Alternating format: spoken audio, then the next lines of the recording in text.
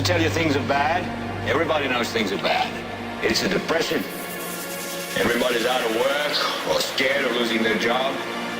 I want you to get mad. All I know is that first, you've got to get mad.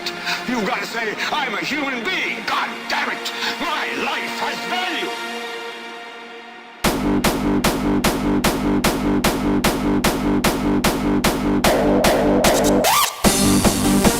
So, I want you to get up now.